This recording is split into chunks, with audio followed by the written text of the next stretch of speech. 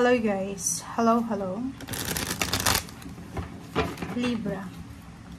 Thank you for watching Libra. Dito sa Kapalaran 888. I hope na makuha mo yung energy.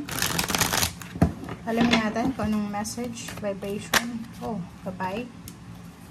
Na posibleng makatulong sa'yo. Okay. Libra. Okay, Libra. Justice. And Princess of Swords. Ooh. Nako. Okay, Libra.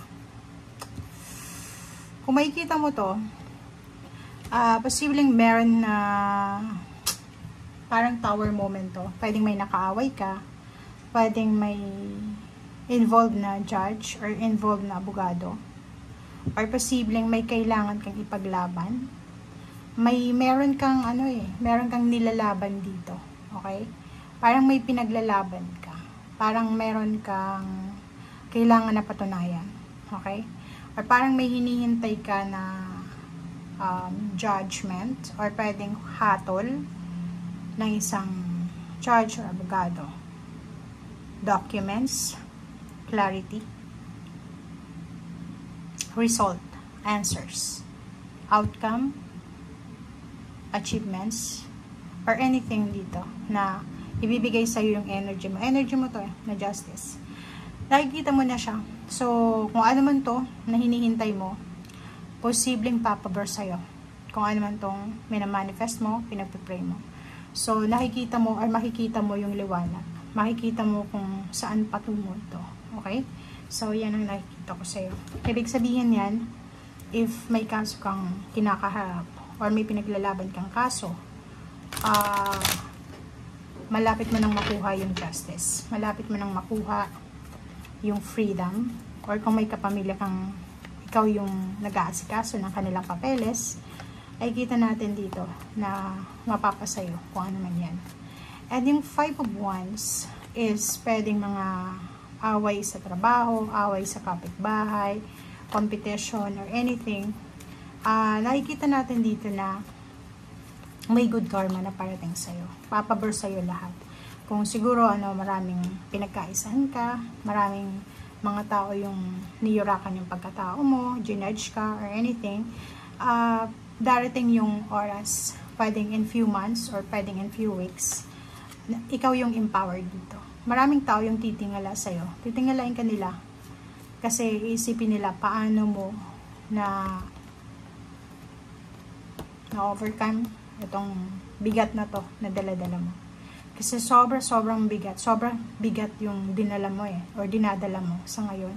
Ang dami mong obligations, duties, responsibilities. So marami ka talagang kailangan bigyan ng focus. But kung ibang tao yon, siguro matagal na silang sumuko. Pero ikaw hindi ka sumuko.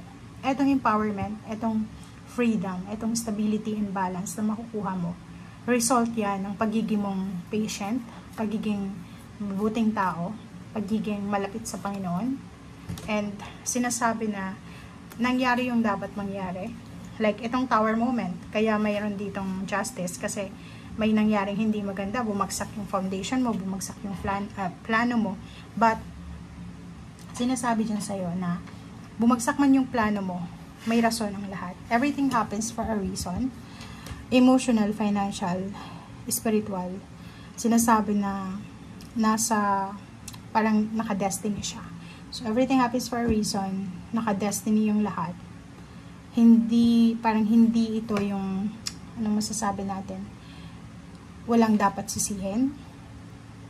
Kumbaga, lahat ng nangyayari sa mundo, may dahilan. Lahat ng nafe-feel natin, may dahilan yan. Lahat ng energy na nakukuha natin, may dahilan.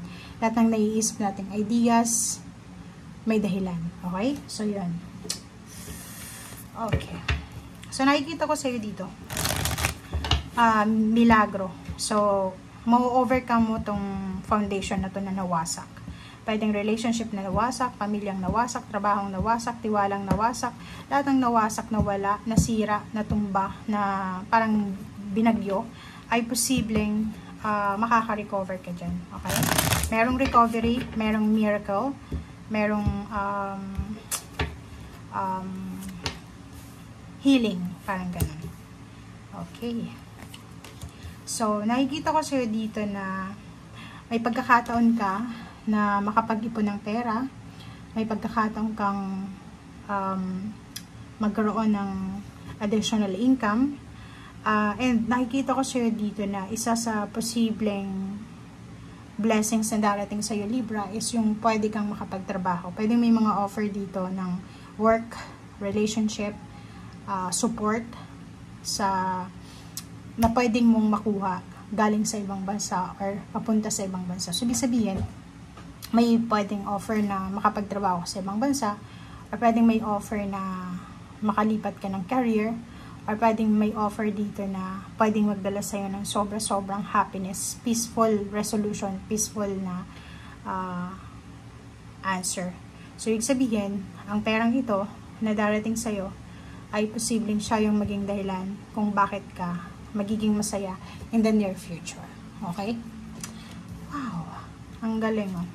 So, kung makikita mo dito, papunta ka na doon sa emotional and financial stability. Okay? Siguro sa ngayon, nandito ka pa rin sa reverse na Two of Pentacles. Pero on the way ka na sa stability, security, and balance, financial man or emotional. Kung yung iba sa inyo dyan, dating nag-abroad, dating OFW, siguro miss na miss nyo nang bumalik sa bansa kung saan kayo nagtrabaho, or sumakay ng eroplano, ganito. Miss nyo nang makapag-ipon ng pera, miss nyo na yung may sarili kayong mundo, parang ganun, yung may sarili kang plano sa buhay, ganito. Oh, ang galing. So, nakikita ko siya dito, konting tiis na lang. Konting tiis na lang, guys, kasi on the way ka na sa overall wish fulfillment. Kasi wish fulfillment overall to may involved na money, may involved na emotion, may travel pa, may justice. If may kaso kang kinakaharap, or pwede may kasong involved ang family member mo, makukuha nyo yung justice, makukuha nyo yung magic, makukuha nyo yung empowerment, makaka-recover kayo sa kung anumang burden, ma-overcome nyo lahat ng emotional problems, makakapag-ipon ng pera, makaka-travel, may transformation dito, may kakasal, merong magpapatayo ng bahay, magse-celebrate ng wedding anniversaries, may binyagan, mayroon ditong mga housewarming, house blessings, may magta-travel for vacation, may magta-travel for work, sobrang saya. Ang nakikita mo to na Ace of Cups is nasa middle, center. Siya yung center, siya yung nakikita mo. Kung makikita mo kahit anong angulo, 'di ba? Kahit screenshot nyo pa, kahit anong angulo, lahat success, victory and balance. Okay? Thank you guys. Bye.